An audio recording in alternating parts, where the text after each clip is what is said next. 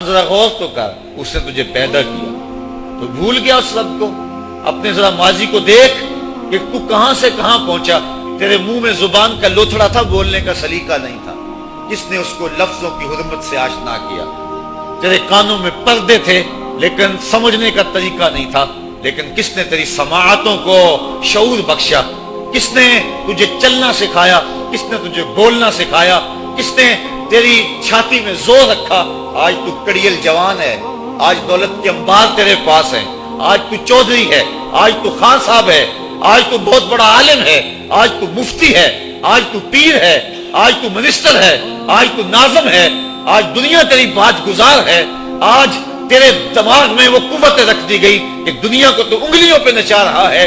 ذرا پلٹ کے دیکھنا پیچھے، ذرا پیچھے لوٹ کے تو دیکھ، تو چار پائی کے سہارے بھی چلنا نہیں جانتا تھا، پھر تجھے چار پائی سے چلنا سکھایا، پھر تو نے چلنا، اور چلتا تھا دو قدم تو گر پڑتا تھا۔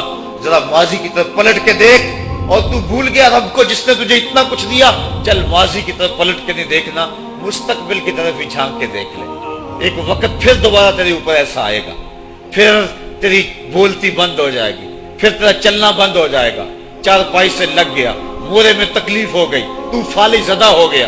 سارے گھر والے 4 دن تو بڑی خدمت میں لگے رہے، لیکن انہیں اپنے کام بھی تو کرنے تھے۔ پھر آہستہ آہستہ تجھے اگنور کرنا شروع کر دیا، تو بھی اس بات کو سمجھنے لگا۔ پھر وہ وقت بھی آیا کہ تیری چار پائی کو اندر سے اٹھا کے برآمدے میں رکھ دیا کہ بابا کھانستا ہے، بچے ڈسٹرب ہوتے ہیں، جراثیم پھیلتے ہیں۔ اب نوکر تجھے روٹی دینے لگا۔ شام کو بیٹا آتا ہے، 2 لمحے کھڑا ہوتا ہے، پھر اپنے بیڈ روم میں چلا جاتا ہے، تو اس کی صورت کو ترستا رہتا ہے۔ آج تیری زندگی اجیرن بن گئی، پھر تیرے اوپر ایسے حملے بیماریوں کے ہوئے، ایسی تکلیفیں ہوئیں، بول و براز بھی اوپر، لوگ ناک پہ کپڑا رکھ کے تجھے اٹھاتے ہیں۔ اس وقت تو اپنی زندگی سے تنگ آ گیا، تو کہتا ہے ڈاکٹر کو لگا زہر کا ٹیکہ، مجھے موت آ جائے۔ بتا ہم تجھے موت بھی نہ دیتے تو کیا کرتا؟